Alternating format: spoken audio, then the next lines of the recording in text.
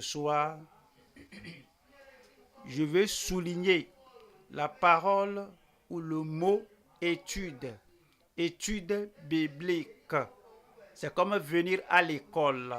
Si vous rappelez bien, le moment où vous allez à l'école, à chaque fois que le maître enseigne quelque chose, il va vous donner un devoir de maison que à la prochaine, alors quand le maître sera là pour la nouvelle leçon, il va vouloir savoir si vous avez fait l'exercice ou pas.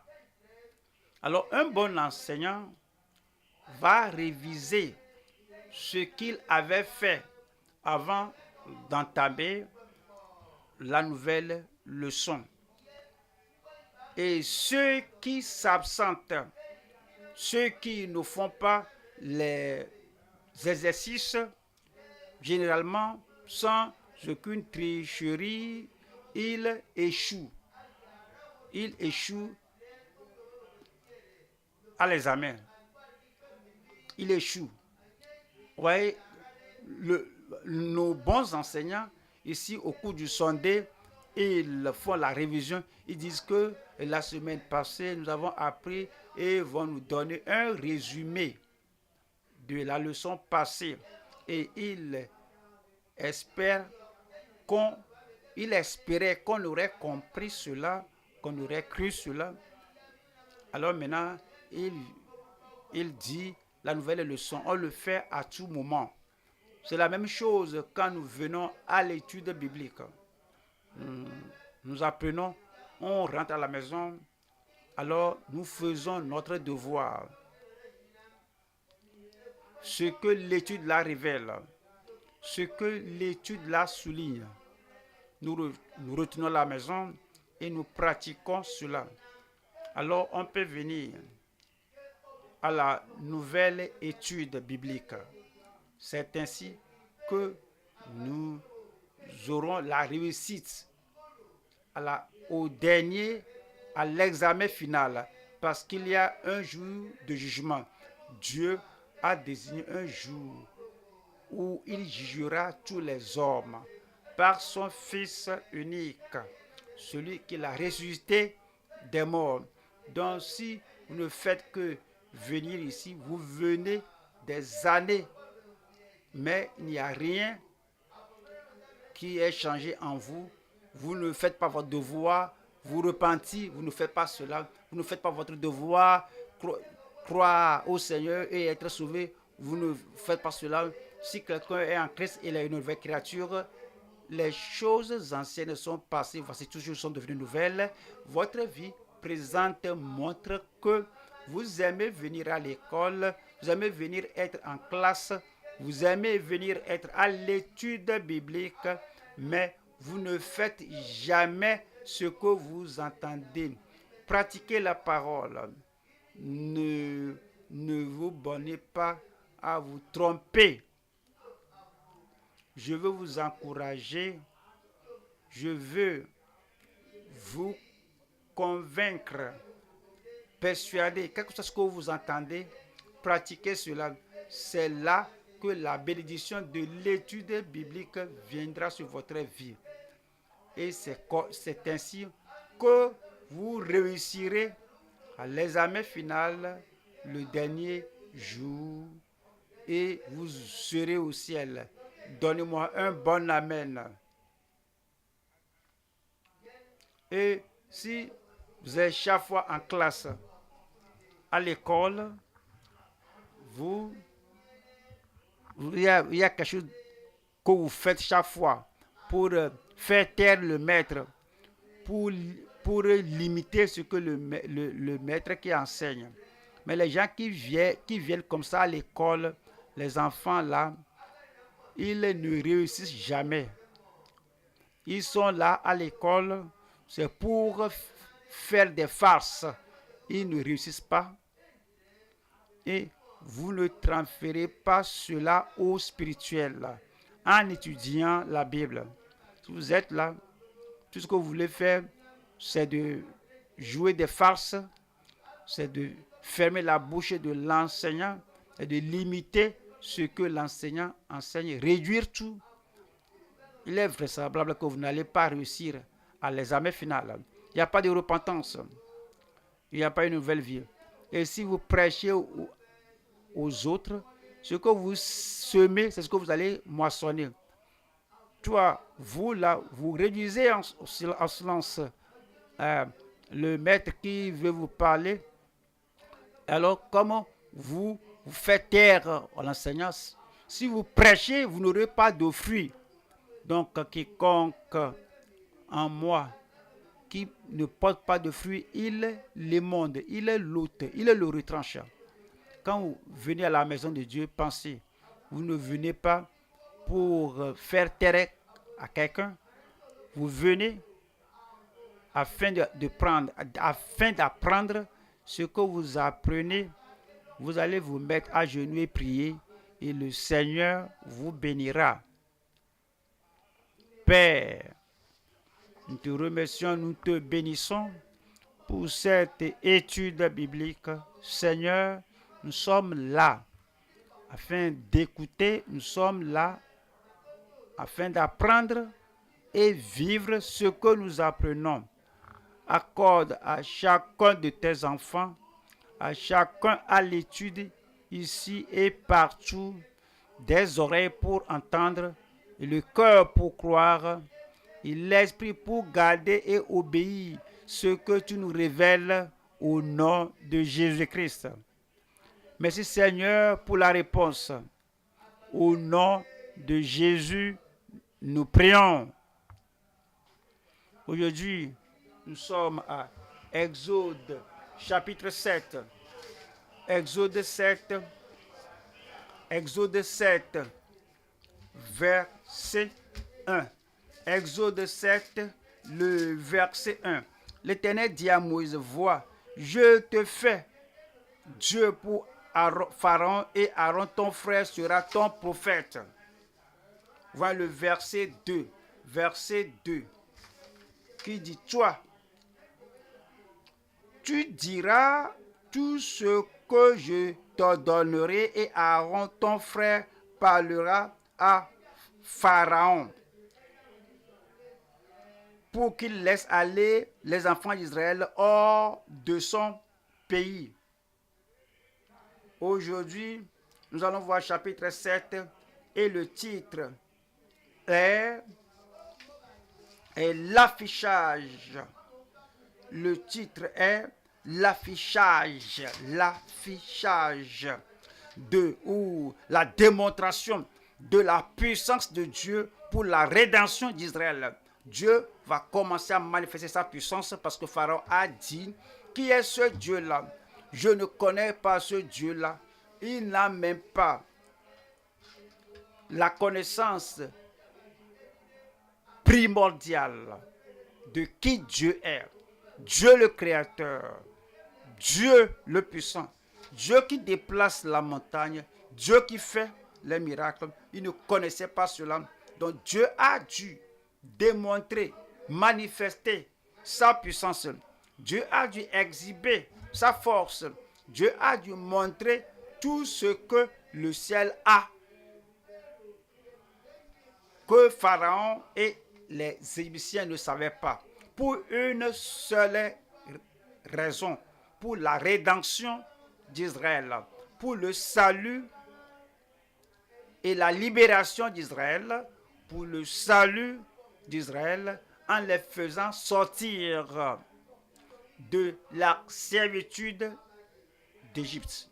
Dieu a envoyé Moïse pour une seule chose, va libérer le peuple, va sauver le peuple, fais-les sortir de la servitude, des ténèbres, fais-les sortir d'Égypte, fais-les sortir de la captivité et amène-les au pays que Dieu lui-même alors peut les voir, les contrôler, là que Dieu va les établir pour accomplir la promesse qu'il a donnée à Abraham, à Isaac et à Jacob. Comme le Seigneur vous envoie parler aux gens, c'est pour libérer les gens, du péché, de Satan, de la servitude. C'est pour libérer les gens à qui nous parlons que Dieu les prenne et les libère de la servitude dont il était capable. C'est pour libérer les gens là qui sont des escrocs, des accros de péché, des toxicomanes, ce sont des accros, des choses qui les contrôlaient, qui ne peuvent pas contrôler. Ce n'est pas seulement la prédication, c'est libérer les gens.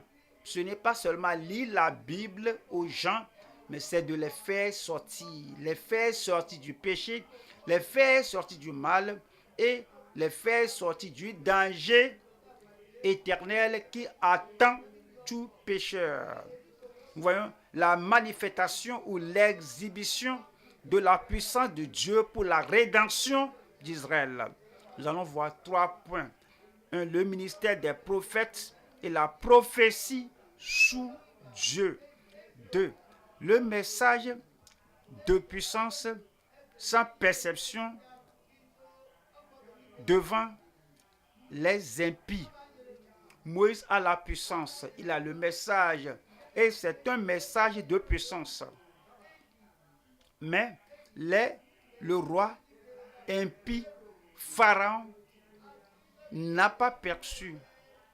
Parce qu'il n'a pas perçu cela, la parole de Dieu a agi puissamment. Mais cela n'a pas profité à Pharaon de façon positive. De la même manière, le message de Christ, oui, le message puissant, il a la puissance pour sauver, pardonner, la puissance pour sauver, guérir, la puissance pour nous mettre sur un bon chemin, sur un nouvel chemin. Alors, nous approcher de plus en plus du ciel. Mais si vous écoutez et puis il n'y a pas de perception, cela ne profite pas à l'homme qui écoute le message puissant ou de puissance sans perception. La personne va demeurer impie. Numéro 3, le miracle contre l'orgueilleux. Il y a plusieurs miracles. Il y a des miracles pour les humbles. Il y a les miracles pour ceux qui croient. Il y a des miracles qui guérissent. Il y a des miracles qui nous élèvent, mais il y a des miracles aussi, comme on voit en Égypte, des miracles contre l'orgueil de Pharaon. Oui, ce sont des miracles, mais le miracle contre l'orgueil et le pervers sans grâce. Ils n'avaient pas la grâce dans leur vie. On doit avoir la révérence envers Dieu, la crainte de Dieu. On doit avoir la soumission à Dieu. Et puis, Dieu doit faire le miracle. Et la grâce de Dieu rend ce miracle puissant, positif, persuasif dans votre vie. Le miracle contre l'orgueilleux et le pervers sans grâce. Voyons, premier point, c'est le ministère des prophètes et la prophétie sous Dieu. Comment comprenons-nous le ministère des prophètes? Comment comprenons-nous le ministère de la prophétie sous Dieu? On a déjà lu Exode 7, versets 1 et 2. Nous allons voir ici 3 sections. Première partie, le ministère illustré des prophètes dans l'Écriture. Numéro 2, c'est le message inspiré des prophètes par l'Esprit. Numéro 3, les hommes incorruptibles comme prophètes en tant que prophètes et saints. Numéro 1, c'est le ministère illustré des prophètes dans l'Écriture. Qui est un prophète? Qu'est-ce qu'un prophète doit faire? Qu'est-ce que le prophète dit devant Dieu? Et quelle est la signification et l'importance de cela? Le ministère des prophètes. Nous allons à Jérémie. Jérémie, chapitre 1, verset 5. Avant que je t'eusse formé dans le ventre de ta mère, je te connaissais. Et avant que tu fusses sorti de son sein, je t'avais consacré, je t'avais établi prophète des nations.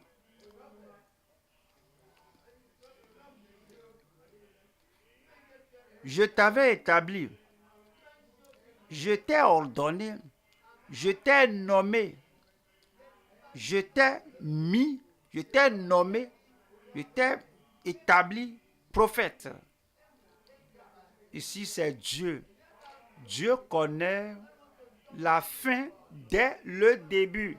Il connaît le futur depuis le passé. Dieu connaît tout le monde sur terre. Celui qui doit être né, celui qui est né, Dieu sait, il connaît, il sait ce qui sera leur cœur. Dieu connaît l'enclin qu'ils auront. Il connaît les désirs de leur cœur. Il sait que leur cœur va soupirer après lui comme la biche soupire après les courants d'eau. Parce que Dieu connaît tout cela, Dieu dit, voici un candidat pour la position et pour un candidat pour la position de prophète. Il a dit à Jérémie, avant que tu ne sois conçu, je te connaissais. Je savais que tu viens. Alors avant que tu ne sois né, je sais que tu viens. Et maintenant que tu es né, alors vous pourrez ne pas savoir en tant qu'enfant, tu dirais que je vais être un cultivateur, un chasseur, je vais être ceci et cela. Pourquoi ne pas aller demander au Seigneur, qu'est-ce que je vais être? Qu'est-ce que je dois faire? En quoi dois-je m'engager? Parce que Dieu vous connaît comme il connaissait Jérémie. Et pendant qu'il était né, alors il l'a toujours connu. Et Dieu a dit, je t'ai établi, je t'ai ordonné, je t'ai établi, je t'ai mis, je t'ai nommé prophète à la nation. Voyons le verset 7. Nous voyons le ministère du prophète. Qui est le prophète? Verset 7. Et l'Éternel me dit, ne dis pas, je suis un enfant, car tu iras vers tous ceux auprès de qui je t'enverrai. C'est le ministère du prophète. Dieu l'a envoyé et comme il l'envoya vers les gens, il est allé vers les gens là et Dieu dit, et tu diras tout ce que je t'ordonnerai. C'est le prophète.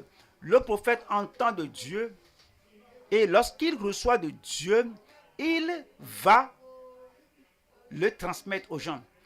Alors on peut écouter de Dieu de diverses manières. Il lit la Bible, il écoute, il entend de Dieu, il étudie la Bible, il écoute de Dieu, il entend l'évangile, il croit. À l'évangile, sa vie est transformée par l'évangile, il entend, il sait, il croit au message du salut, il va déclarer cela, c'est un prophète. Il entend le message de jugement et encore 40 jours et Ninive est détruite. Ça, c'est le message de jugement. Il entend cela de Dieu et il transmet ce message aux gens que Dieu l'a envoyé. Un prophète, c'est celui qui entend la parole directement de la bouche de Dieu et il va partager cela, il va donner cela, transmettre cela fidèlement, honnêtement, de tout son cœur, sans aller ni à droite ni à gauche. Le verset 8 dit, ne les crains point, car je suis avec toi pour te délivrer, dit l'Éternel. Le verset 9. Puis l'Éternel étendit sa main et toucha ma bouche. Et l'Éternel me dit, voici, je mets mes paroles dans ta bouche.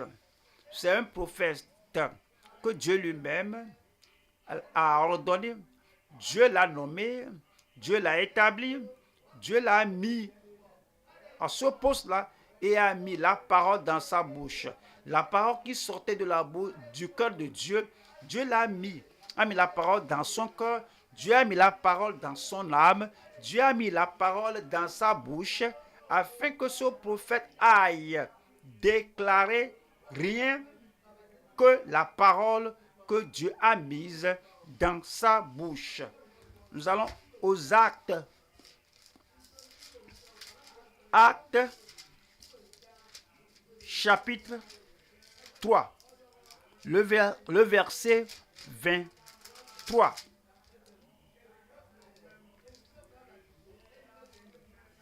Acte 3, verset 22. Moïse a dit, le Seigneur votre Dieu vous suscitera d'entre vos frères un prophète comme moi. Vous l'écouterez dans tout ce qu'il vous dira. Le Seigneur va susciter le prophète, il va l'envoyer vers vous. Le Seigneur, votre Dieu, vous suscitera d'entre vos frères un prophète comme moi. Vous l'écouterez dans tout ce qu'il vous dira. C'est le ministère d'un prophète que le Père Dieu au ciel, le Dieu de connaissance, le Dieu de vérité, le Dieu de révélation, a mis cette révélation, cette parole dans son cœur. Et puis, dans sa bouche, je susciterai un prophète, je mettrai ma parole dans sa bouche. Et quand il vient, rappelez-vous, il ne viendra pas de son droit. Il ne viendra pas comme étant à lui-même. Il viendra déclarer ma parole à vous. C'est ce qui fait de lui un prophète. Voyons le verset 23.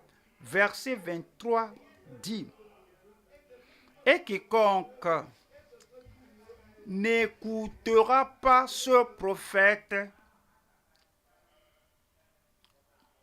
il a écouté des paroles de philosophes, des religieux. Si je dis que cette parole que tu amènes maintenant, ceci qui vient de Dieu, non, la parole d'un philosophe, des religieux, des paroles venant des traditions, pour eux, cela surpasse la parole venant du prophète. À cause de cela, ils ne vont pas écouter. Ils ont des choses qu'ils ont entendues, il y a des choses qu'ils embrassent, ils avaient des choses qu'ils exécutent, mais ils disent que Dieu, quiconque n'écoutera pas ce prophète sera exterminé du milieu du peuple. Sera exterminé, détruit du milieu du peuple. Alors, vous entendez la parole du salut venant de Christ. Est-ce que vous êtes repentis? Repentez-vous et croyez à l'évangile. Mais si vous négligez cela, si vous rejetez cela et vous suivez d'autres idées et d'autres paroles, et les gens qui n'écoutent pas Christ pour se repentir et croire, ces gens-là seront exterminés, détruits. Le verset 26. Verset 26 dit, c'est à vous, premièrement, que Dieu ayant suscité son serviteur, l'a envoyé pour vous bénir, en détournant chacun de vous de ses iniquités.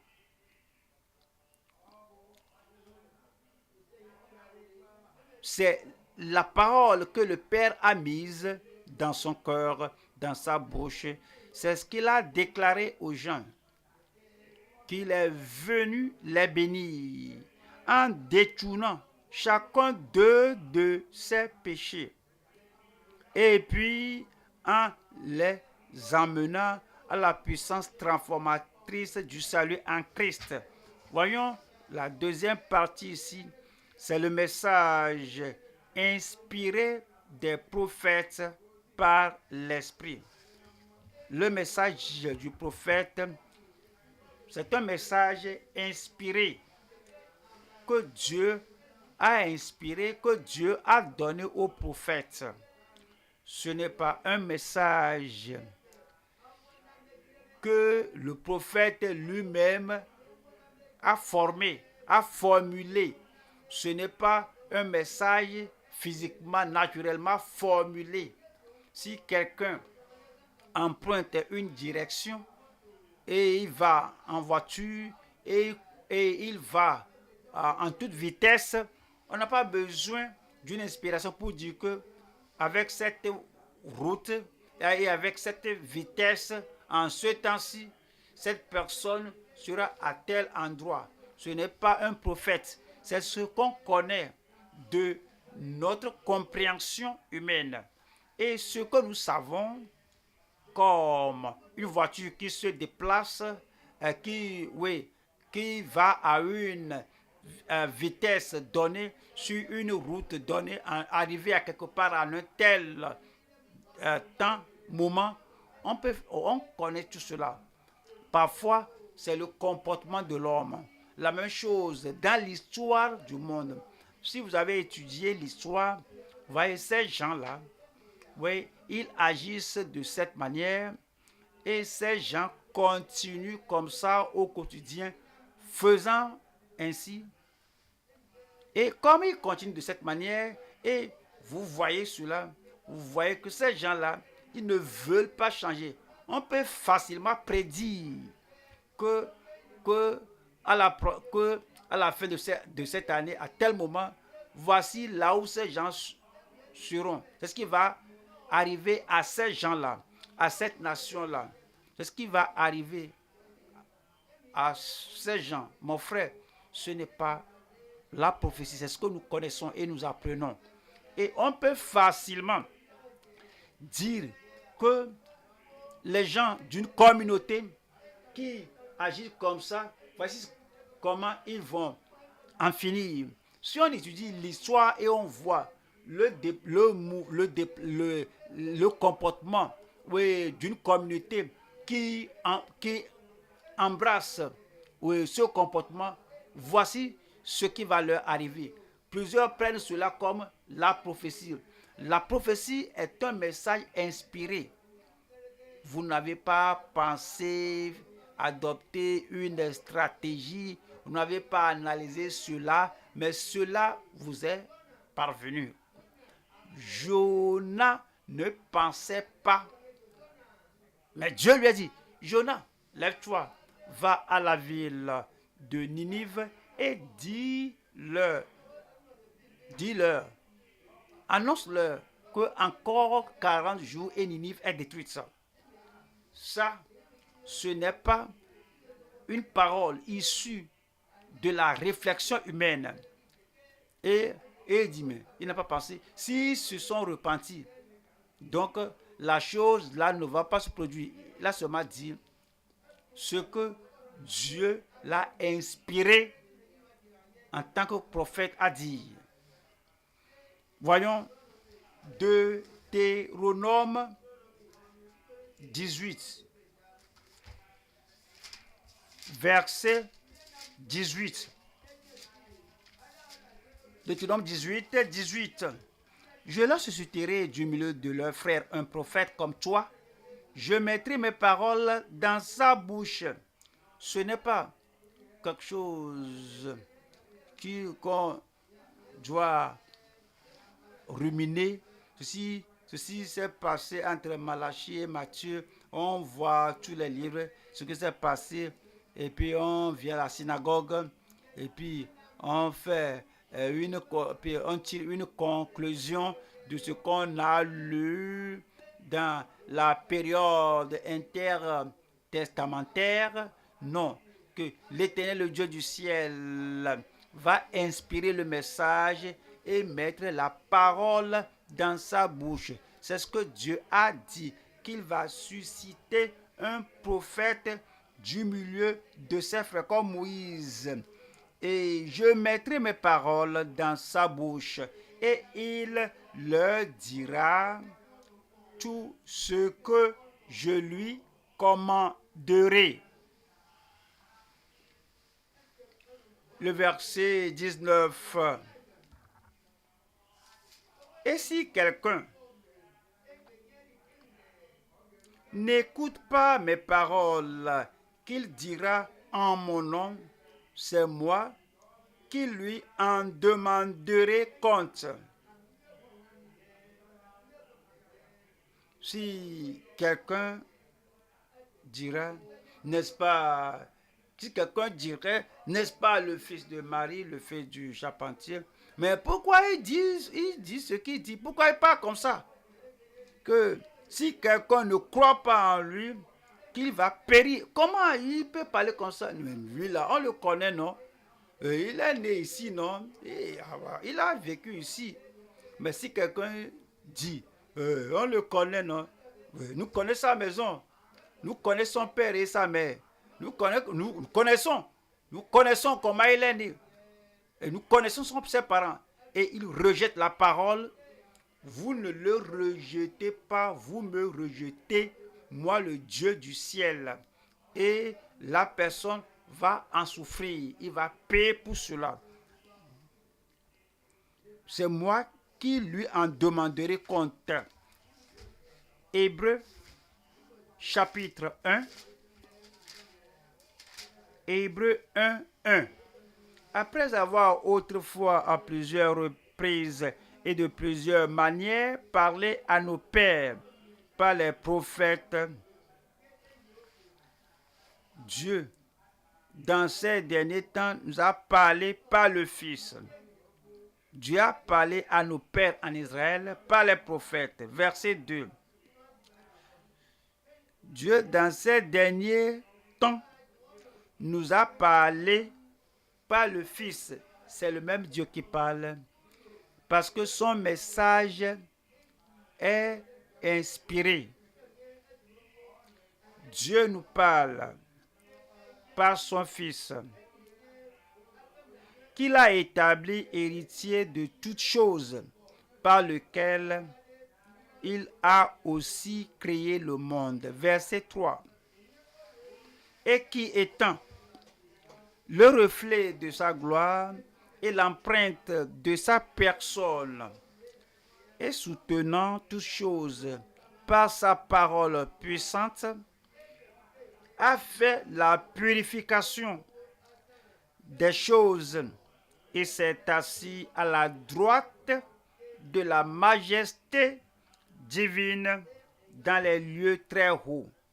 Le message du prophète, c'est un message inspiré. Troisième partie ici. Les hommes incorruptibles en tant que prophètes et saints. Le Seigneur, d'ordinaire, va prendre un homme qui ne soit pas corrompu, alors,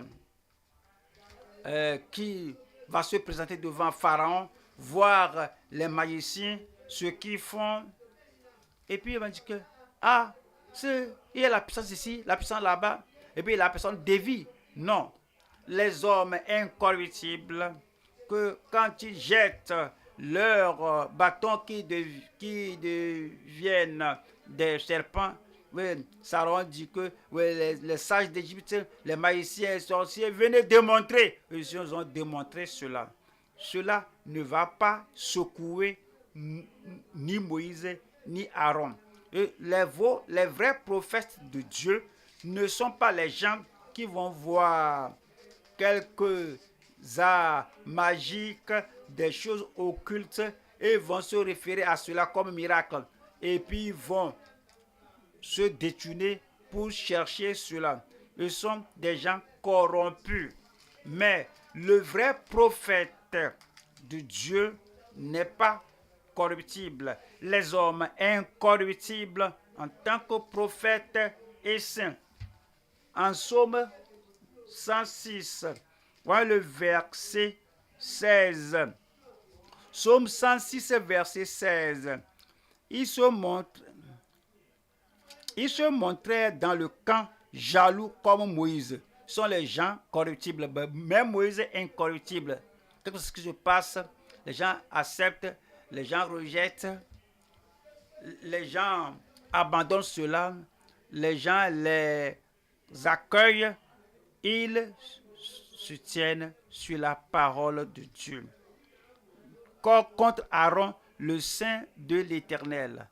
Aaron, le saint de l'Éternel. Éphésiens au chapitre 5, verset 11. Et Éphésiens chapitre 4, verset 11. Il a donné les uns comme apôtres. Il leur a donné la capacité d'un pasteur, d'un apôtre. Ils sont incorruptibles. Et Simon, le magicien, il a offert de l'argent, de leur donner le pouvoir afin que celui à qui il impose la main, il reçoive le Saint-Esprit. Mais il ne cherche pas de l'argent. Je n'ai ni or ni argent, mais ce que j'ai, je te le donne. Au nom de Jésus de Nazareth, lève-toi et marche. Il a quelque chose de plus grand que l'argent, de plus grand que l'or et l'argent.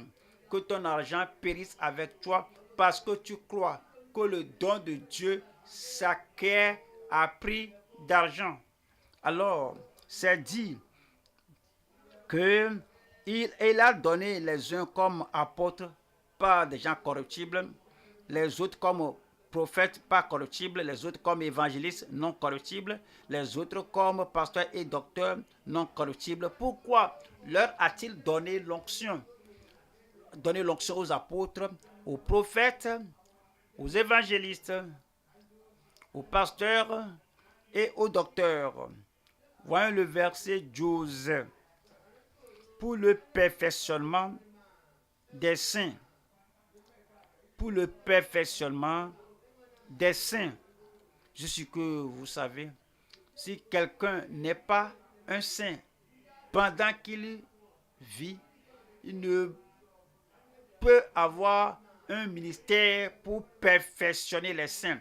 Si la personne n'est pas pieuse, si la personne n'est pas sainte, la personne n'est pas pieuse et sainte, et la personne dans le secret et en public, si la personne est entachée, sale, pourrie de corruption, la personne ne peut jamais être prophète de Dieu.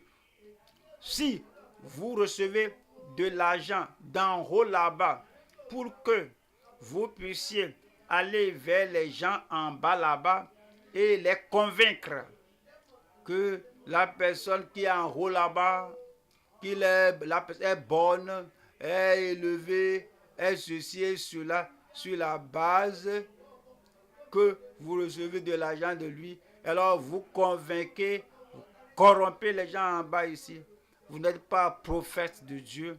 Ça, c'est une personne corrompue, un homme corrompu, une femme corrompue. Mais la raison pour laquelle cette onction est accordée aux apôtres, aux prophètes, aux évangélistes, aux pasteurs et aux docteurs, c'est pour le perfectionnement des saints en vue de l'œuvre du ministère et de l'édification du corps de Christ. Le verset 13 dit, jusqu'à ce que nous soyons tous parvenus à l'unité de la foi. Oui, c'est ça qui doit être votre souci. C'est ce que vous voulez. Jusqu'à ce que nous soyons tous parvenus. Les gens à qui vous parlez, toutes les assemblées dans les nations, tout ce que nous voulons, c'est que tout le monde, que chacun parvienne à l'unité de la foi. On ne cherche pas oui, monsieur, oui aux hommes, oui aux femmes. On ne cherche pas les gens qui n'ont pas aucun esprit d'obéir à Dieu. Ils sont là dans un coin, dire Amen, Amen. Si quelque chose se passe, dès qu'on a dit de ne pas applaudir, après la prestation de la chorale, et puis on reste dans le coin là-bas, et puis on n'applaudit pas, mais on doit crier très fort Amen.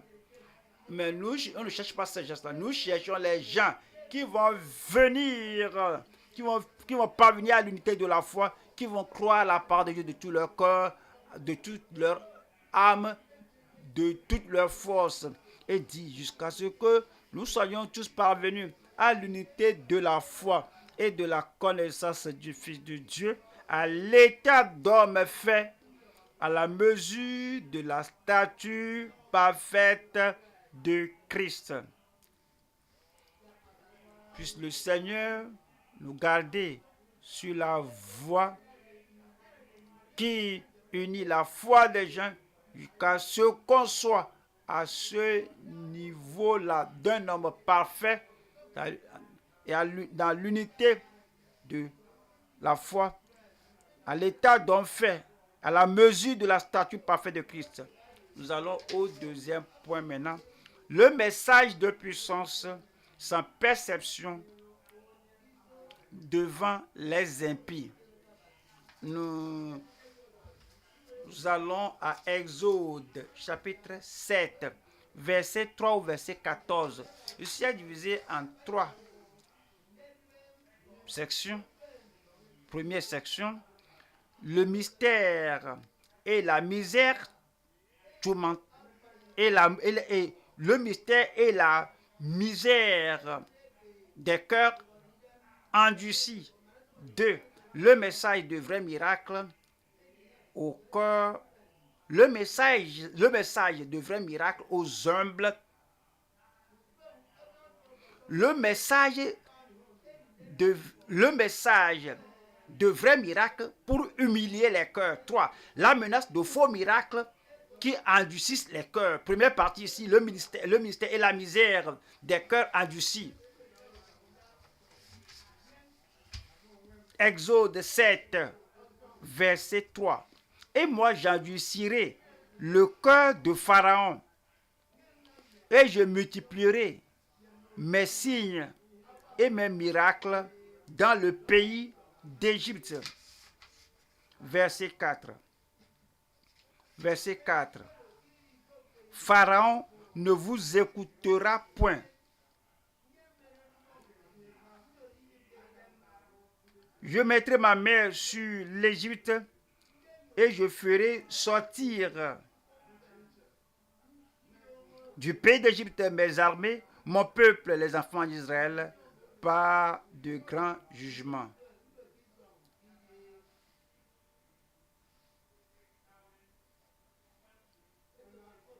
Verset 5.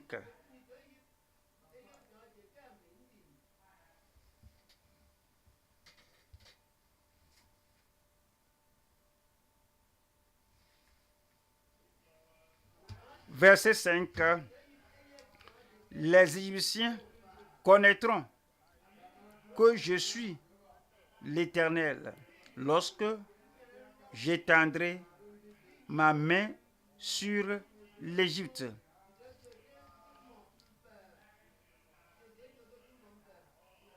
Et que je ferai sortir du milieu d'eux les enfants d'Israël. Verset 6.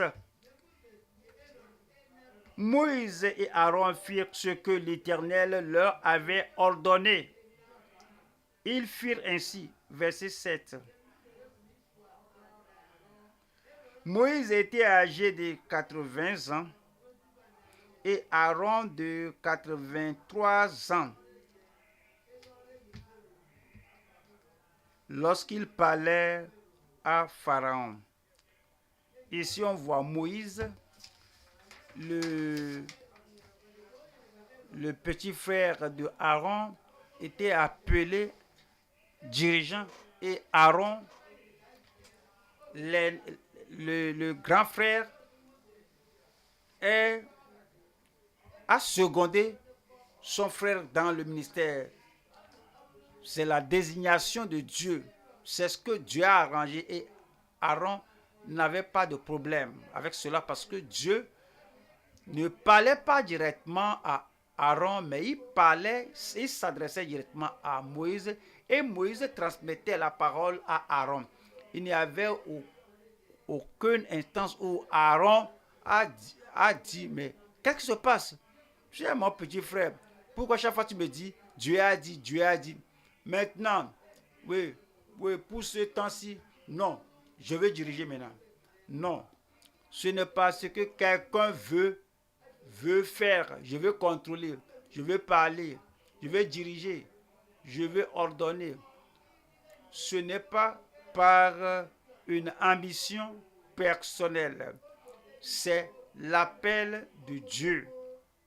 Et ici, la misère, le mystère et la misère torturante des cœurs endurcis. Alors, Dieu a fait un miracle, mais pour le cœur endurci de Pharaon, il est devenu un misérable. Oui. Le cœur endurci apporte la misère.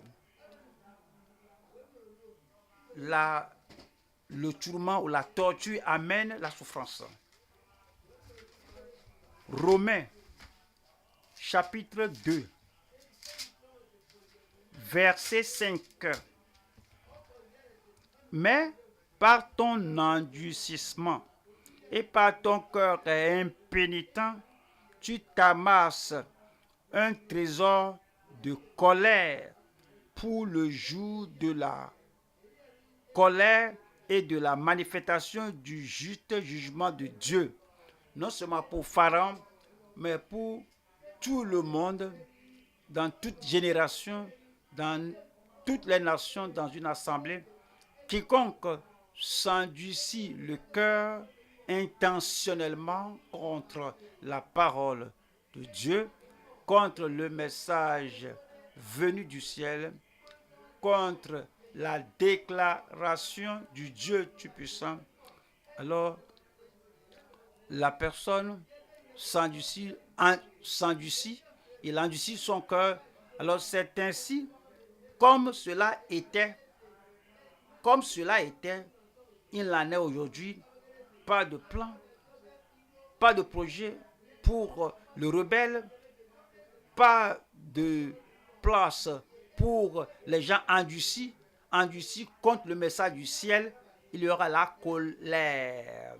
Alors la personne s'amasse pour lui-même la colère de Dieu pour le jour de la colère.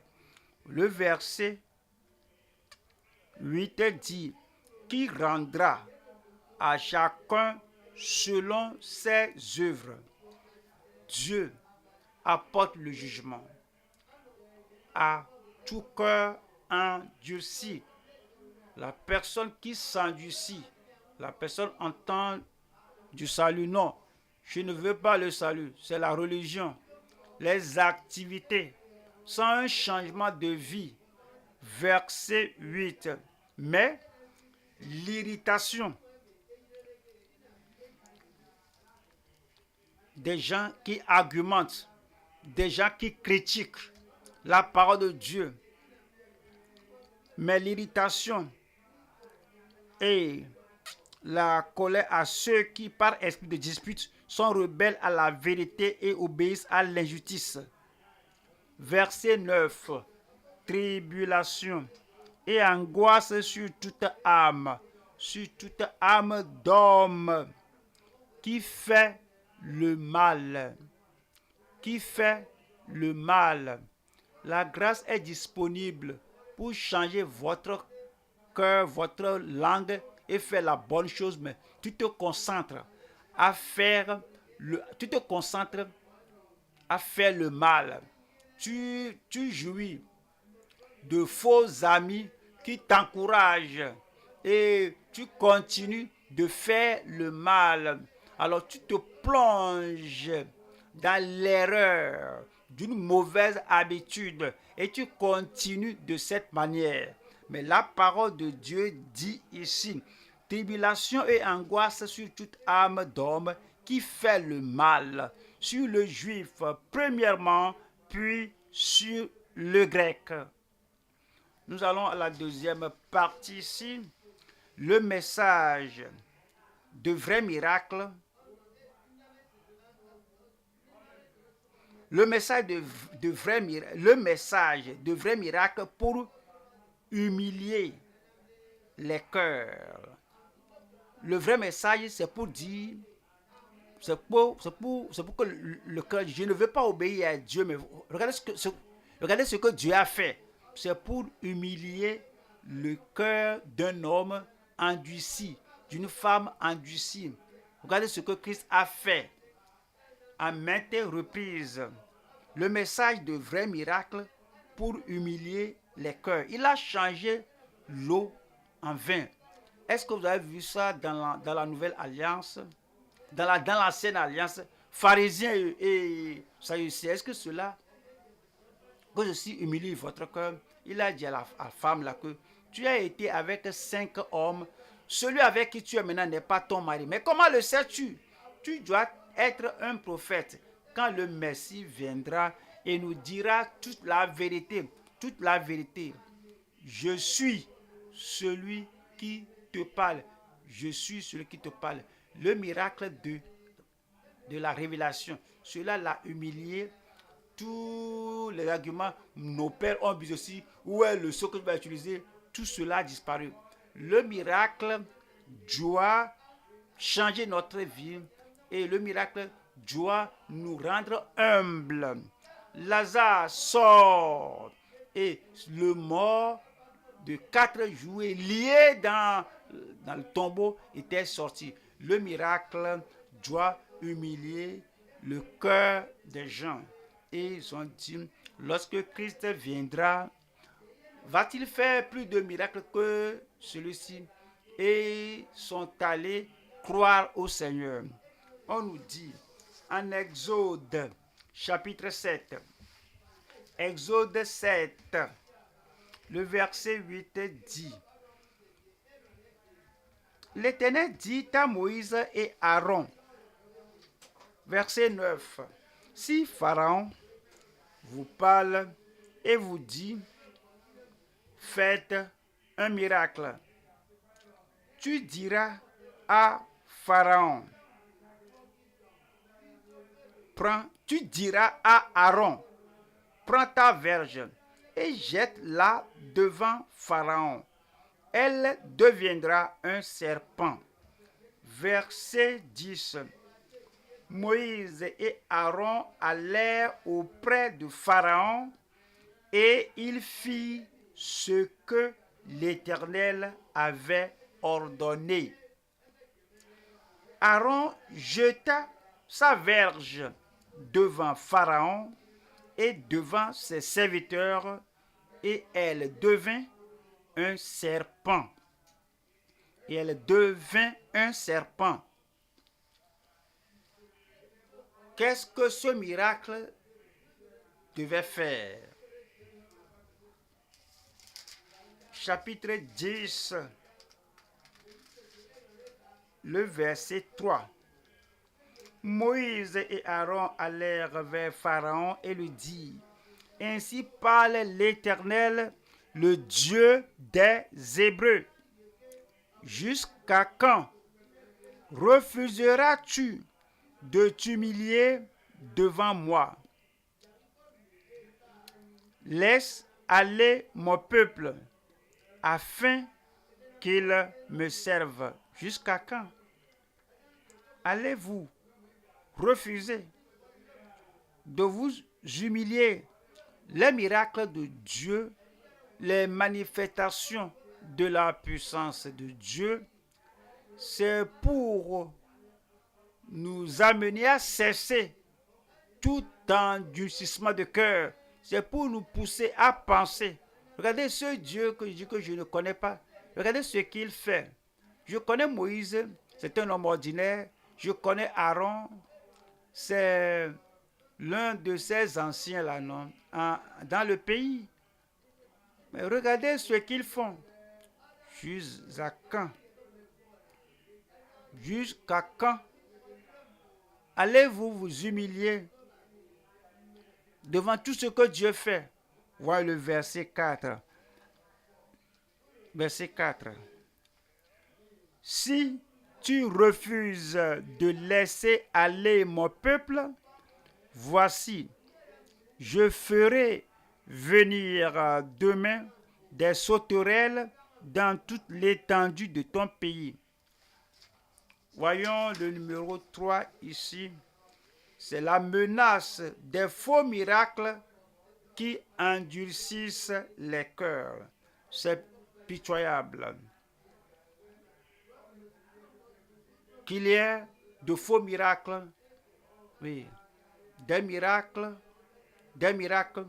vont au-delà de ce que la science peut faire. Mais il y a de faux miracles qui endurcissent le cœur, qui fait qu'on dit que c'est pas seulement votre Dieu qui peut le faire. Alors leur Dieu, leurs idoles et leurs déesses peuvent aussi faire ça. Les faux miracles endurcissent les cœurs. Exode 7, verset 11. Mais Pharaon appela des sages et des enchanteurs, des sages qui font le mal, des sages qui reçoivent le pouvoir de Satan, des sages qui vont dans les ténèbres et suivent la magie noire, des sages qui font ce qui endurcit le cœur des gens à ne pas suivre Dieu. Mais Pharaon appela des sages et des enchanteurs et les magiciens d'Égypte, eux aussi en firent autant par leur enchantement, par leur incantation, par leur manœuvre.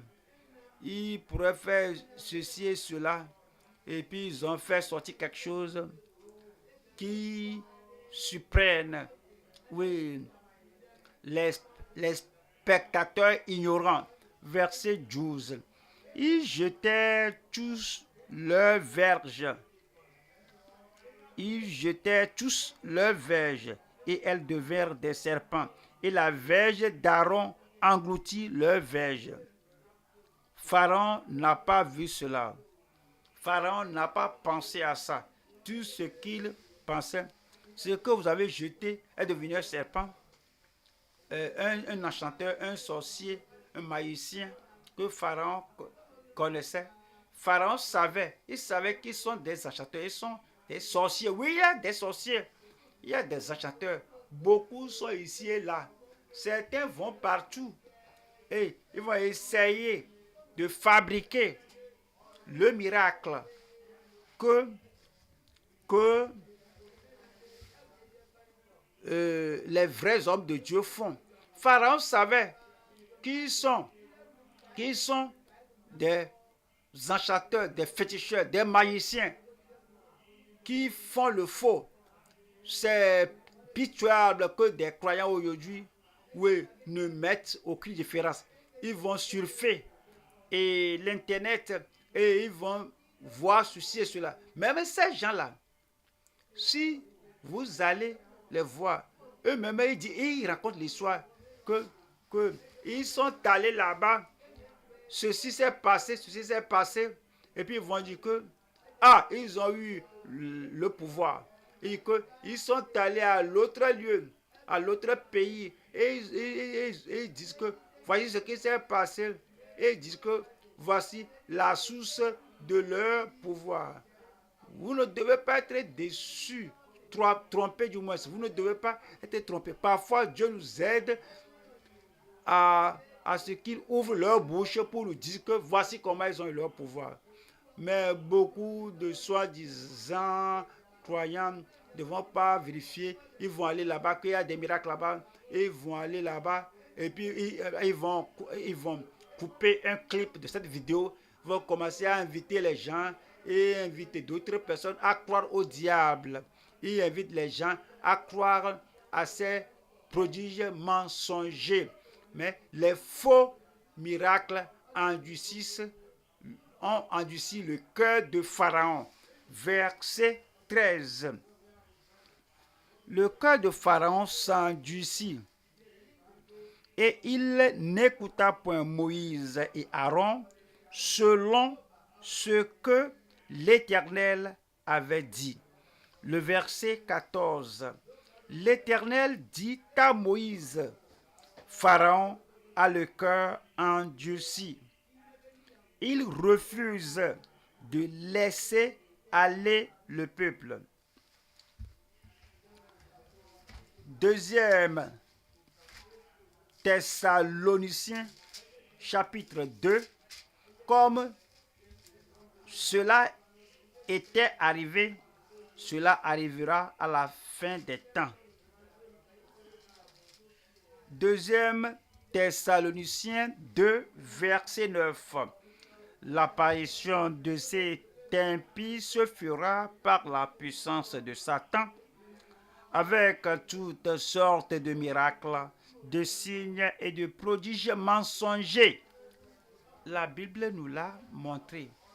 Parfois, je m'étonne quand j'apprends, quand je vois, quand j'entends, quand je sais qu'il y a des gens de la vie profonde, certains même que je connais. Ce ne sont pas des gens qui sont venus 5 ans, 10 ans passés. Il y a des gens que je connais qui sont là plus de 30 ans, 40 ans.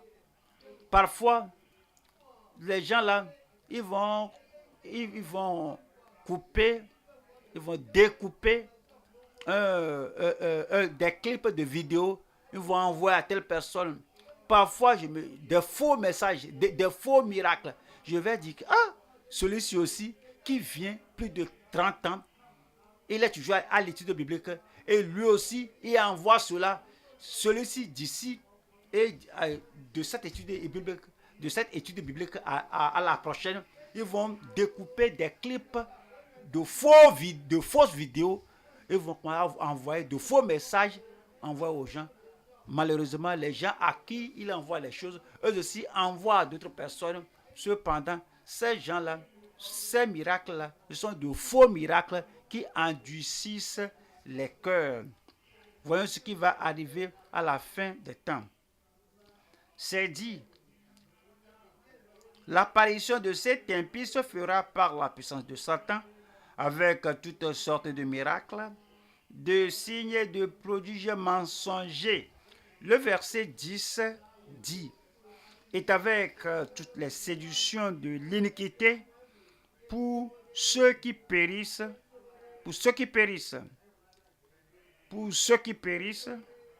parce qu'ils n'ont pas reçu l'amour de la vérité pour être sauvés. Verset 11. Aussi Dieu leur envoie une puissance d'égarement pour qu'ils croient aux mensonges. Pour qu'ils croient aux mensonges. Pour qu'ils croient aux mensonges. Ceux qui croient aux mensonges n'ont pas peur de personne. Ils n'ont pas peur de celui qui leur dit la vérité,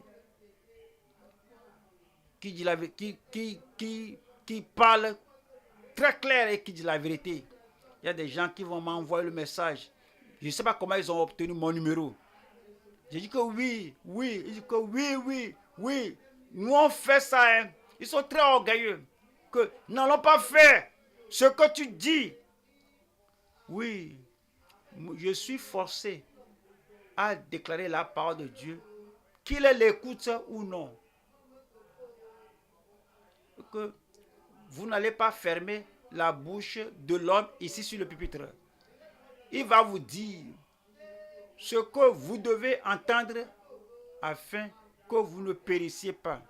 Mais si vous avez l'amour pour l'erreur et vous croyez à l'erreur et vous voulez continuer à croire à cette erreur, je vais toujours dire la vérité. Je vais vous dire ce que je dois dire. Je suis le prédicateur. Dieu m'a appelé à être son prophète qui doit déclarer la parole de Dieu aux nations. Donc, si vous acceptez, c'est pour votre bien. D'être né de nouveau, d'avoir votre nom écrit dans le livre de vie. Si vous ne croyez pas, il y a une grande, vous croyez une forte illusion. Croire au mensonge terrible. Verset 12.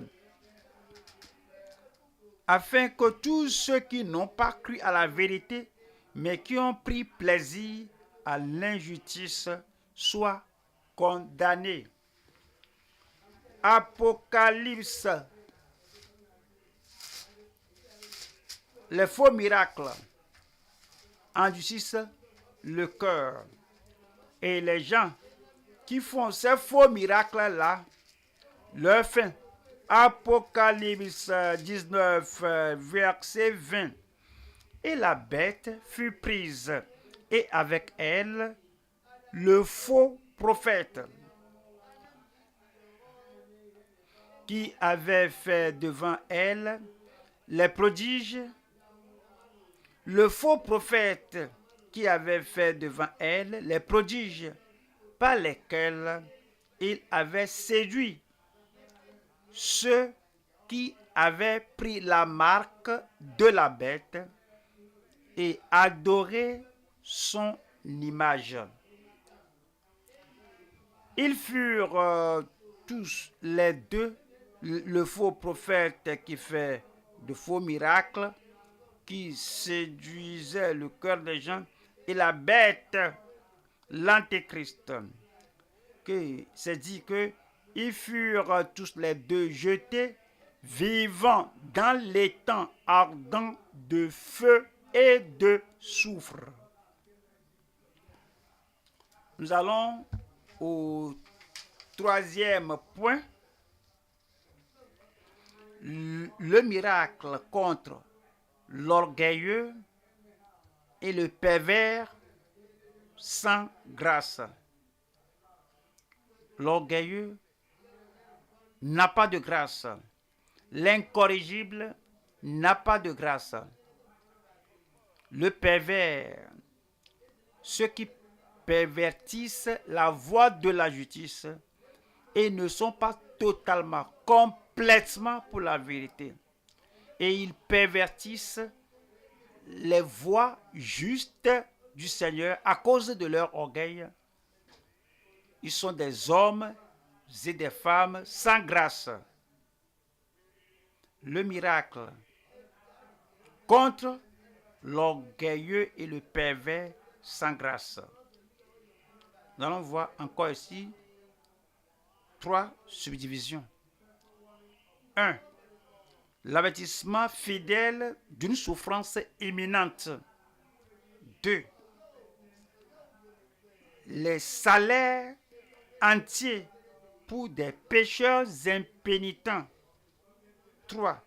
La vigilance principale des saints instruits. 1. L'avertissement fidèle d'une souffrance imminente. Exode 7, verset 15 va vers Pharaon. Dès le matin, il sortira pour aller près de l'eau. Et tu te présenteras devant lui au bord du fleuve.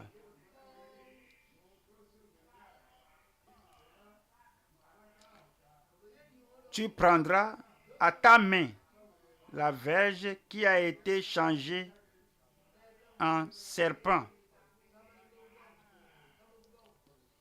Verset 16. Et tu diras à Pharaon, l'Éternel, le Dieu des Hébreux, m'a envoyé auprès de toi pour te dire, laisse aller mon peuple afin qu'il me serve dans le désert. Et voici, jusqu'à présent, tu n'as point écouté. Verset 17. Ainsi parle l'Éternel. À ceci, tu connaîtras que je suis l'Éternel. Je vais frapper les eaux du fleuve avec la verge qui est dans ma main, et elles seront changées en sang. Verset 18. Les poissons qui sont dans le fleuve périront. Le fleuve se corrompra. Et les Égyptiens s'efforceront en vain de boire l'eau du fleuve. Ici, Dieu a avisé, a préavisé, il a donné un avertissement auparavant, davantage. Avant le fleuve, avant le déluge, Dieu a parlé à Noé qui était un prédicateur de la justice qui disait aux gens que le déluge vient. Comme étaient les jours avant le déluge, ainsi il en sera avant l'avènement du Fils de l'homme. Les gens se mariaient, se donnaient en mariage, ils plantaient, moissonnaient, ils travaillaient, jusqu'au jour du jugement et jusqu'au jour du Fils de Dieu viendra. Alors, il a donné un préavis avant la destruction de Sodome et de Gomorrhe. Les anges sont arrivés, ils ont dit à Lot, qui as-tu ici? Les filles et les gens de ceux qui ont pris tes filles, va leur dire que ces villes seront brûlées par le feu. Il est allé vers ses gendres. Il est allé vers les gens qu'il a amenés dans le pays. Rappelez-vous, il a des serviteurs et ces serviteurs ont eu quelques discussions, quelques querelles avec les serviteurs d'Abraham. C'est ainsi qu'il s'est séparé. Il a pris ses serviteurs. Mais où sont ses serviteurs? Il est allé vers tous ces gens qu'il connaissait, que le feu vient. C'est l'avertissement fidèle pour une souffrance imminente. Mais ils n'ont pas écouté. Et cela a conduit beaucoup de personnes qui vivent aujourd'hui, vont à l'église. Non seulement ils vont à l'église, ils viennent même à notre église. Ils écoutent la parole, mais ils ne prennent pas attention à ce qu'on dit et à ce qui doit venir. Je prie que nous qui sommes ici, non seulement physiquement, nous tous qui écoutons partout, que nous écoutions et que nous prenions et que nous fassions attention au nom de Jésus. Deuxième partie ici, le salaire entier pour les pécheurs impénitents. Le salaire entier pour les pécheurs impénitents.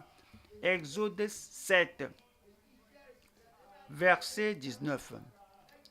La verge est étendue ici.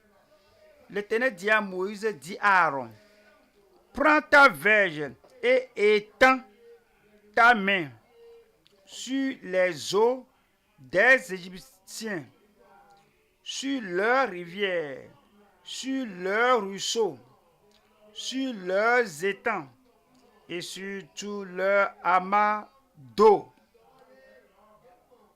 Elles deviendront du sang, et il y aura du sang dans tout le pays d'Égypte.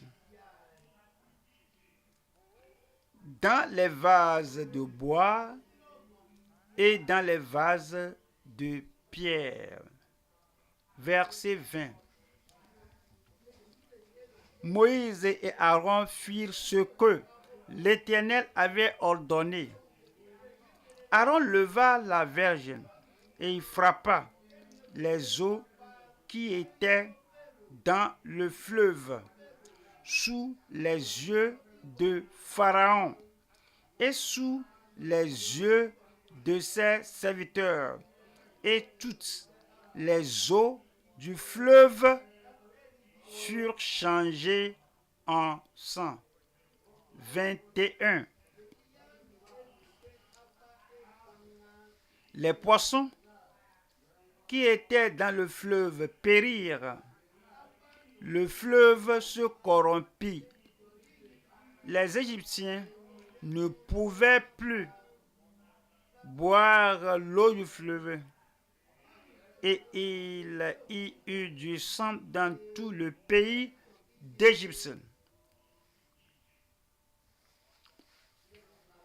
On se demande pourquoi Dieu a fait cela. Vous devez vous rappeler qu'ils ont noyé beaucoup de bébés dans leur fleuve à partir du chapitre 1, et tout le sang de ces enfants-là qu'ils ont noyés et pleuraient, et ces sangs-là, les enfants-là disaient, ne vas-tu pas venger pour nous? Maintenant, le miracle de vengeance, de jugement est venu sur eux. Toute leur eau est devenue du sang. Ils moissonnaient ce qu'ils ont semé. Ils tombaient dans la même fosse qu'ils ont creusée pour les autres. Nous allons à Apocalypse, chapitre 16. Le verset 3 dit, le second versa sa coupe dans la mer, elle devint du sang, comme celui d'un mort, et tout être vivant mourut, tout ce qui était dans la mer. Le verset 4. Le troisième versa sa coupe dans les fleuves et dans les sources d'eau, et ils devinrent du sang.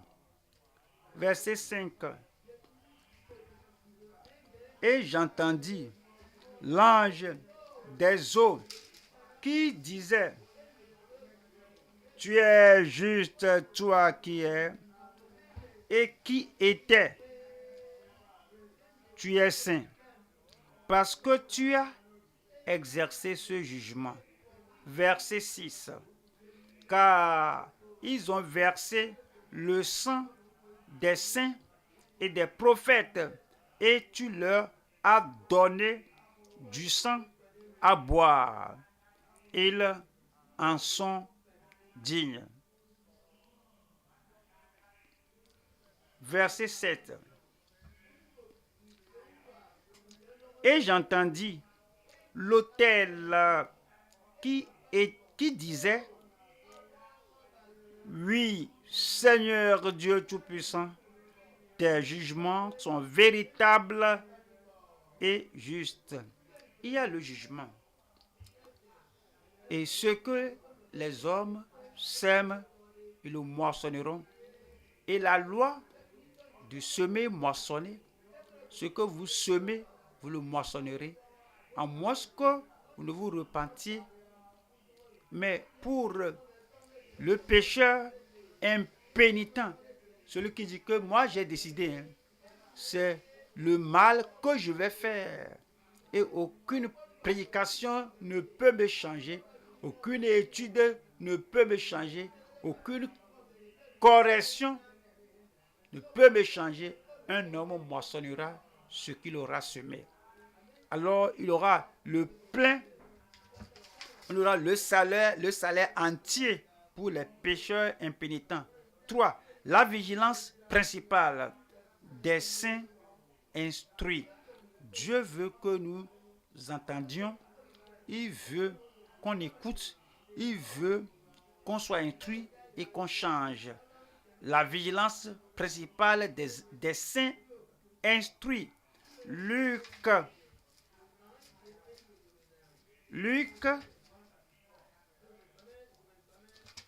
21,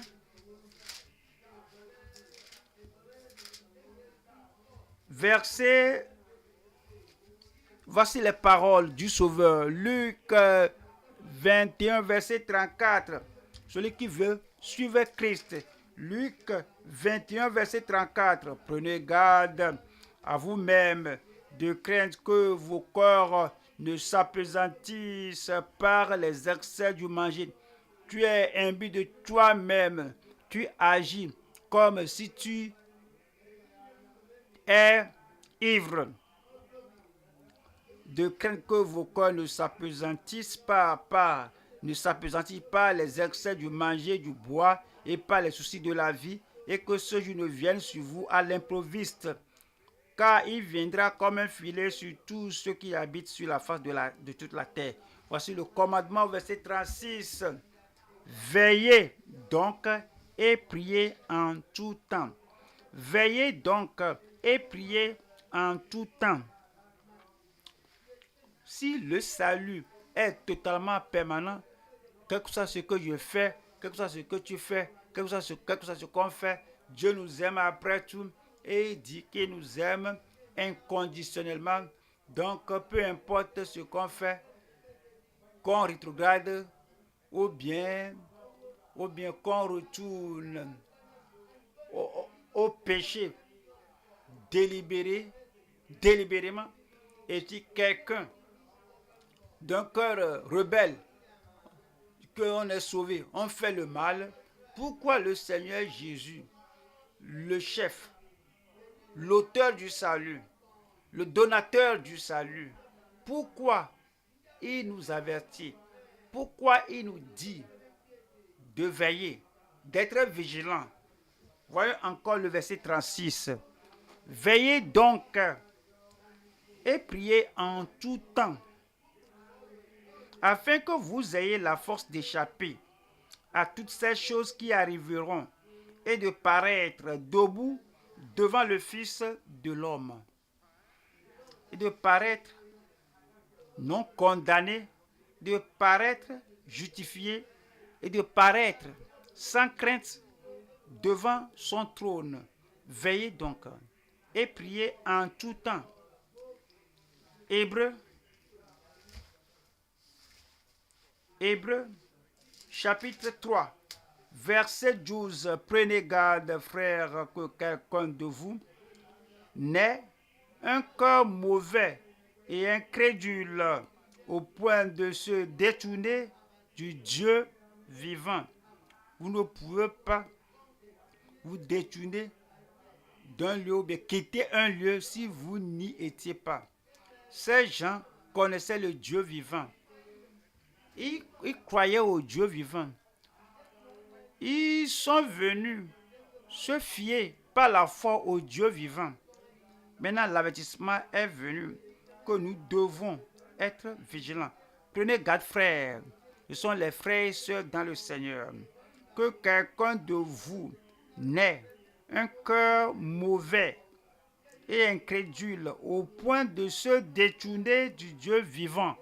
Le verset 13 dit: mais exhortez-vous les uns les autres chaque jour, mais exhortez-vous les uns les autres chaque jour.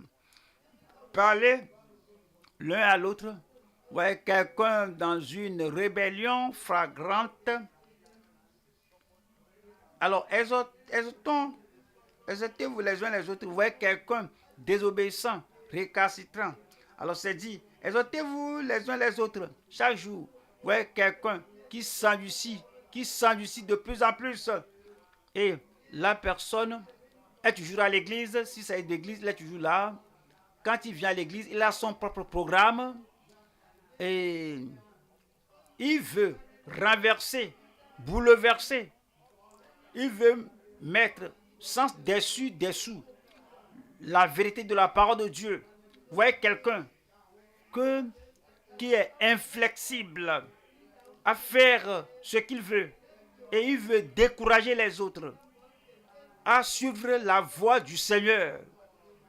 Et il dit non, réveille, une nouvelle vie, revenir à me ramener aux choses que je faisais. Est-ce que c'est l'effort? Non. Nous allons faire que les gens demeurent dans le style de vie de rétrogradation, de superficialité. Vous voyez ce que le Seigneur dit? Si vous voyez quelqu'un comme ça là, Dieu dit, exhortez-vous les uns les autres chaque jour, aussi longtemps qu'on peut dire aujourd'hui, afin qu'aucun de vous ne s'endurcisse par la séduction du péché. 14 dit, car nous sommes devenus participants de Christ, le salut de Christ, le sacrifice de Christ, la suffisance de Christ, la puissance surnaturelle de Christ, la sanctification de Christ, car nous sommes devenus participants de Christ, pourvu que, soulignez cela, pourvu que nous retenions fermement jusqu'à la fin de l'assurance que nous avions au commencement. Si nous retenons fermement jusqu'à la fin de l'assurance que nous avions au commencement. Apocalypse, chapitre 3, verset 3. Rappelle-toi donc comment tu as reçu. Comment avez-vous reçu le salut? Je sais comment j'ai reçu le salut. Comment retenez-vous toutes ces années le salut? Je sais que j'ai reçu et j'ai retenu, j'ai gardé le salut. Rappelle-toi l'engagement, la consécration d'un pareil temps. Rappelle-toi la dévotion en ce temps-là, l'honneur que tu as pour la parole de Dieu. Rappelle-toi donc comment tu as reçu et entendu, et garde et repens-toi. Si tu ne veilles pas, je viendrai comme un voleur, et tu ne sauras pas à quelle heure je viendrai sur toi. Puisse le Seigneur nous donner des oreilles pour entendre. Un bon amen. Que le Seigneur nous accorde le cœur pour le suivre et non pour suivre les voies erronées du monde en ce temps-ci, en ces derniers jours. Le Seigneur a dit qu'une telle déviation aura lieu, mais il veut que nous veillions. Quand nous veillons et nous nous examinons, alors nous voulons suivre la voie du Seigneur. Tenons-nous debout maintenant et parlons au Seigneur dans la prière.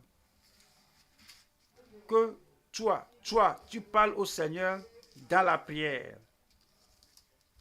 C'est ce qui nous rend différents de Pharaon. Quand Moïse est venu lui dire que humilie-toi. Jusqu'à quand? Jusqu'à quand vas-tu laisser mon peuple aller? Pharaon n'a pas prié pour cela. Pharaon n'a pas médité sur cela, il n'a pas pensé à ça. Oui, nous sommes différents. Nous sommes à l'église. Voici l'église. Nous sommes venus apprendre. Nous sommes venus écouter la parole infaillible de Dieu. Amenez cela au Seigneur dans la prière.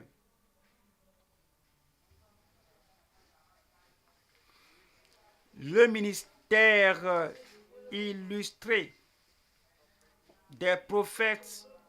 Le prophète entend de Dieu, directement il entend de Dieu. L'écriture est la parole de Dieu qui nous est parvenue ce jour. Qu'avez-vous entendu ce jour? You've heard Vous avez entendu the direct word la of the parole Lord. directe de Dieu. The Lord chose Le Jeremiah, Seigneur a choisi Jérémie. ordained Il Jeremiah, a ordonné, appointed il a Jeremiah, nommé Jérémie. settled Jeremiah, Il a established établi Jeremiah, and he put his Il a mis word sa parole in his mouth. dans sa bouche. Has he spoken to you? Dieu vous a-t-il parlé? Has he called you? Dieu vous a-t-il appelé? Has he chosen you? Vous a-t-il choisi? Has he set you apart? Vous a-t-il mis à part? Has he appointed you? Vous a-t-il désigné, nommé? Then he will give his word Et to il you. va vous donner sa And parole. he's done that tonight. Il a fait cela ce soir. He loves you. Dieu vous aime. Cherish his word. Honor his word. Appréciez sa parole, honorez sa Accept parole, his word. acceptez sa parole, Pray priez on his word. sur sa parole. Promise him. I've heard. I'll obey. Pour celui qui entend et I've heard. qui y obéit. Vous avez entendu? I'll do. J'ai entendu, je vais Ask him for obéir à la parole. grace. Demandez la grâce au His Seigneur. inspired word. C'est la parole inspirée. All scripture is given by inspiration Est donnée par and is inspiration. good for doctrine, C'est bon pour good for reproof, l'enseignement, pour it's good for instruction in l'instruction dans la righteousness. justice. Inspired La word parole of God. inspirée de Dieu. That the man of God, the Pour que child l'homme de of Dieu, God, the l'enfant woman de of Dieu, God la may femme be de Dieu perfect. soit parfaite. Don't remain Ne demeurez in pas imperfection. dans l'imperfection. If you remain incorrigible, you Incorrigible, remain in vous allez imperfection. demeurer dans l'imperfection.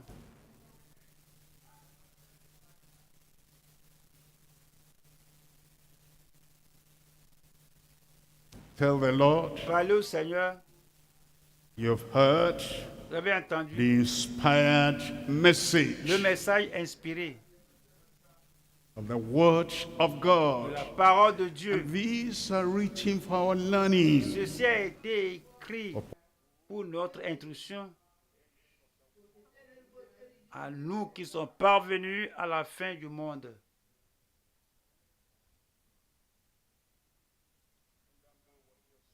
Faut pas jouer avec votre âme. Faut pas jouer avec votre destinée.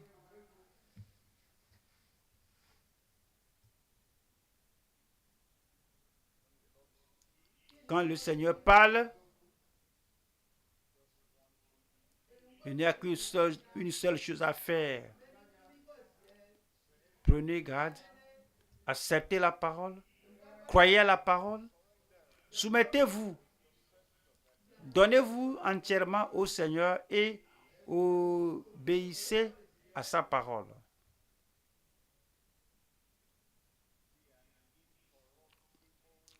Soyez un homme incorruptible comme Moïse. Un saint incorruptible comme Paul. Soyez un prophète incorruptible comme Nathan. Un ambassadeur incorruptible comme Pierre.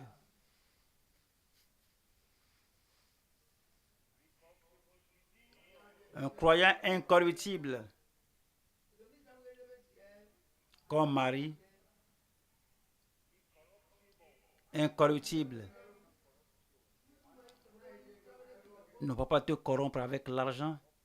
On ne peut pas te corrompre avec la chair. On ne peut pas te corrompre avec de faux miracles.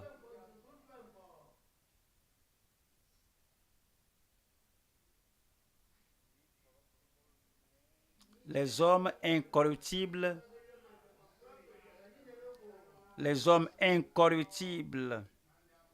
en tant que prophètes et saints,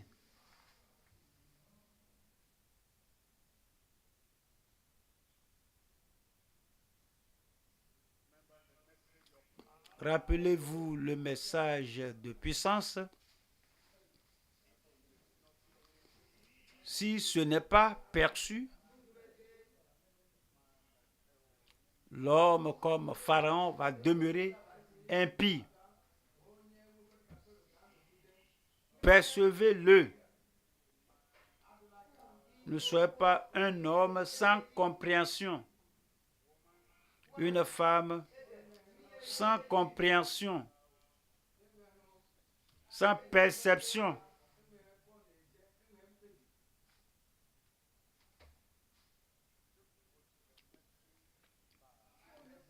Ne mettez pas le message à l'écart. Ne posez aucune question disant pourquoi. Pourquoi ils l'ont abordé de cette manière? Pourquoi ils parlent comme ça? Pharaon a mis le message à part. Pharaon a dit, pourquoi? Est-ce que vous empêchez les gens d'aller travailler pour moi? Ne soyez pas un pharaon.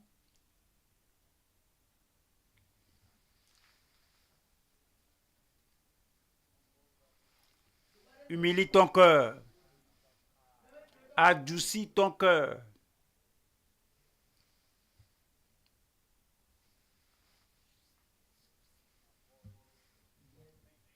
Évite la misère torturante qui viendra sur les inconvertis. Es-tu né de nouveau? Es-tu un véritable enfant de Dieu? Est-ce que tu t'es repenti?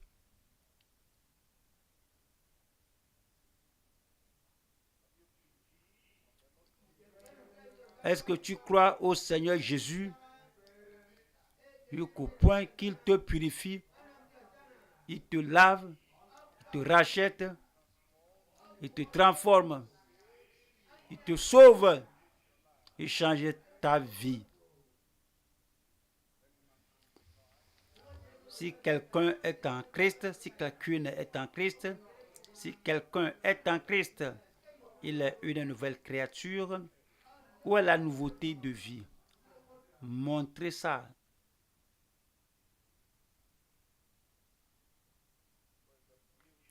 Où est la beauté de la sainteté? Montrez cela.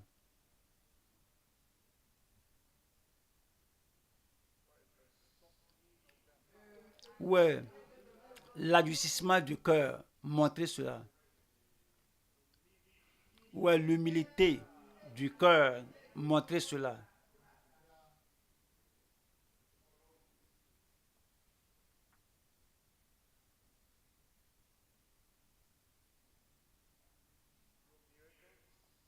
Un vrai miracle humilie le cœur.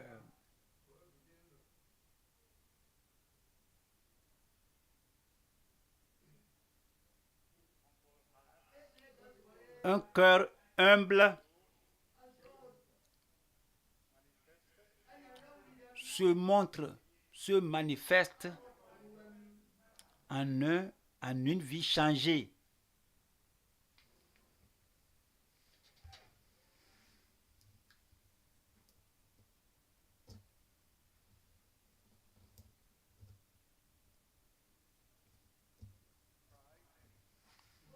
L'orgueil.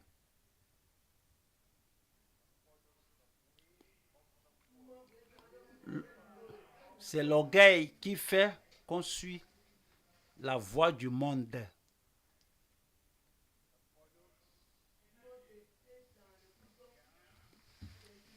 On embrasse l'apparence, les vêtements, les maquillages du monde, c'est l'orgueil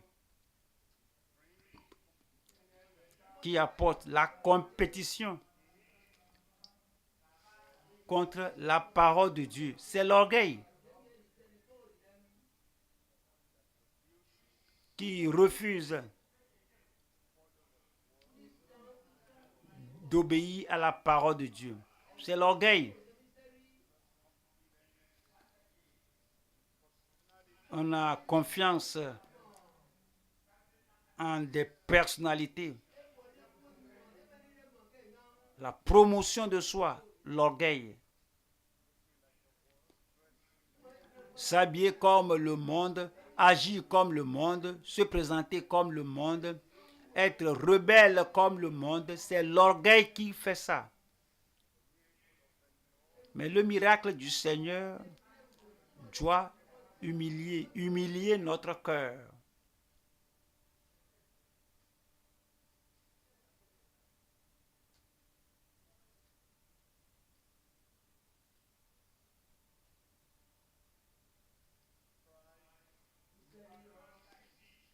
C'est l'orgueil qui va résister, disant, je vais faire ce que je veux, quel que soit ce qu'il prêche là.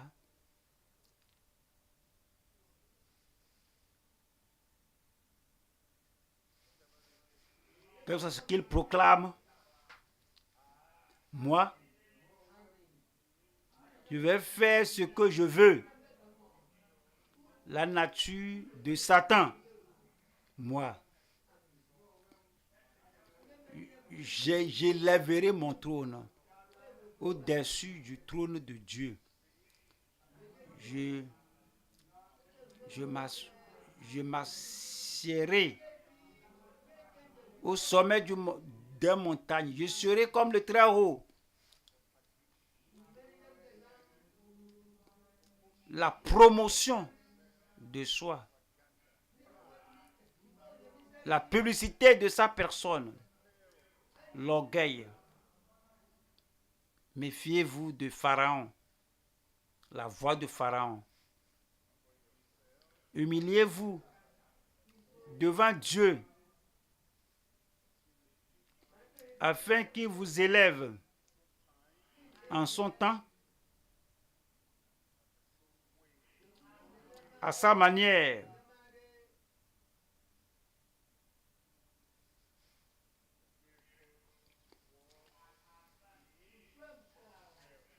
Les miracles ont agi contre Pharaon au lieu d'agir en sa faveur. Acceptez la mise en garde.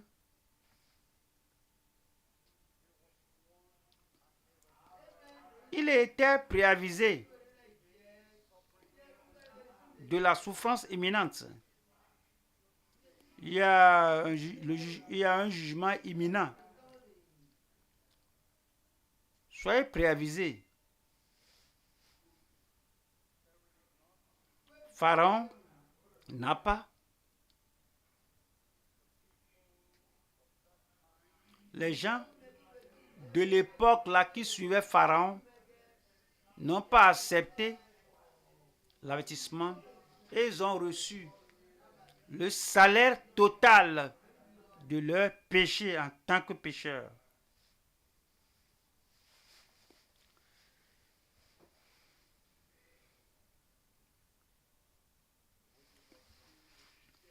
Le salaire du péché, c'est la mort. La séparation d'avec Dieu. Dès maintenant et pour toute l'éternité. Soyez avertis et soyez vigilants. Veillez.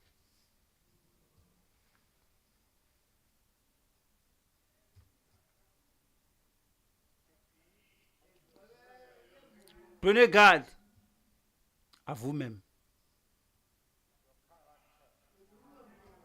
à votre caractère, à votre comportement, à votre réponse à la parole de Dieu.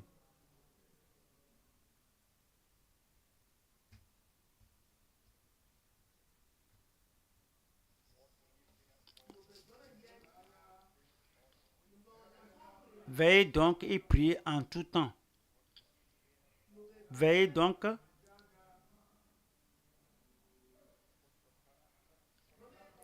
Veillez sur votre caractère. Veillez sur votre comportement. Veillez sur votre attitude vis-à-vis de la parole de Dieu. Veillez. Priez.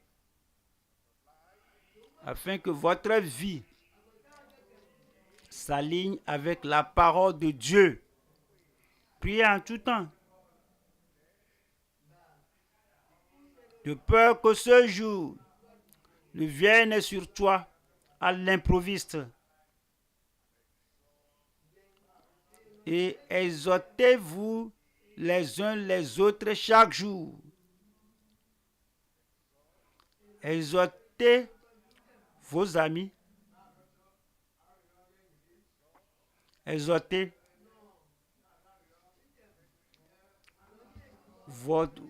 votre frère, votre soeur.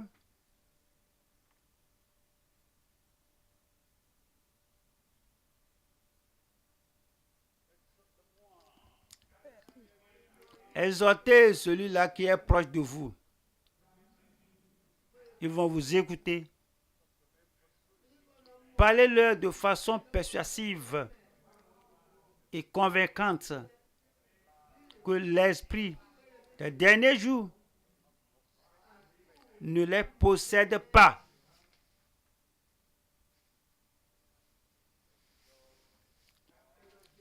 Exhortez-vous les uns les autres chaque jour. Quand nous voyons le jour du Seigneur s'approcher. Parce que nous sommes participants de Christ, pourvu que nous retenions fermement l'assurance de notre foi jusqu'à la fin.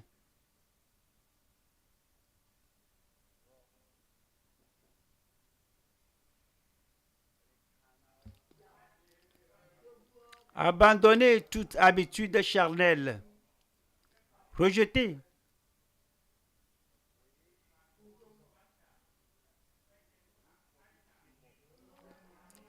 Rejetez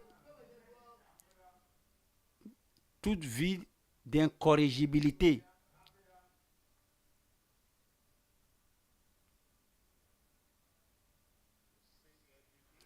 Si vous dites que vous êtes croyant, montrez-le par la vie que vous menez.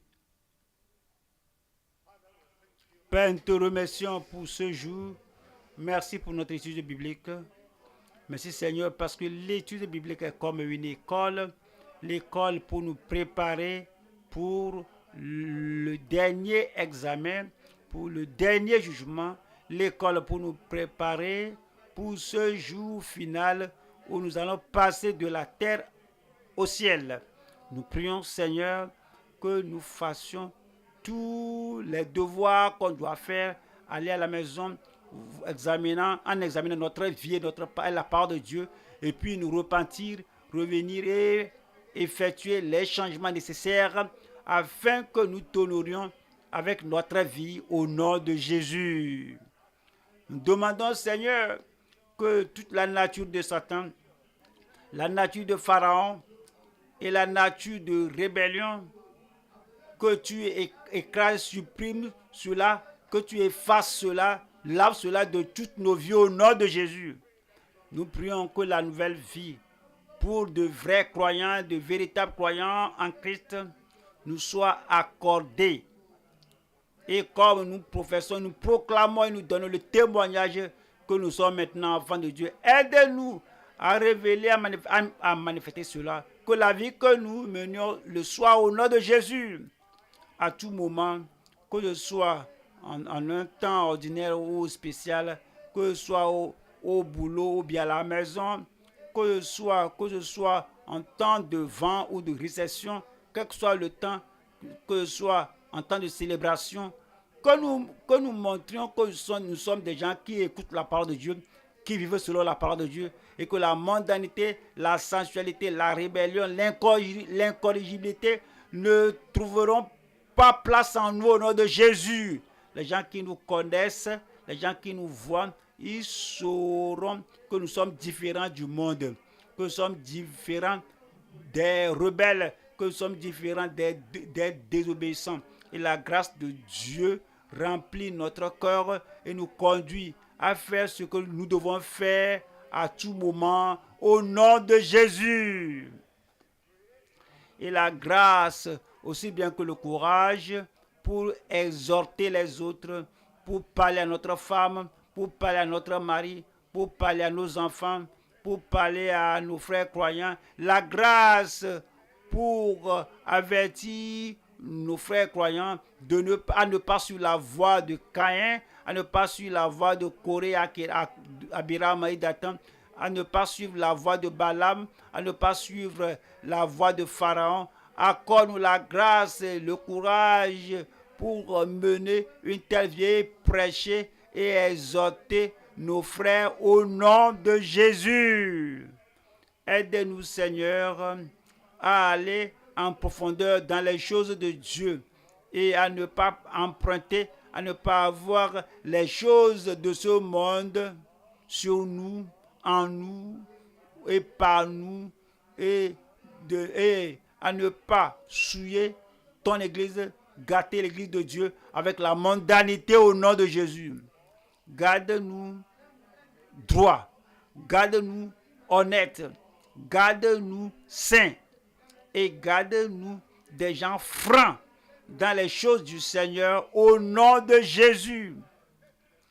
Que l'étude de ta parole alors apporte un impact profond, un changement profond, une transformation profonde dans nos vies et que les autres nous voient et qu'ils voient la grâce de Dieu en nous.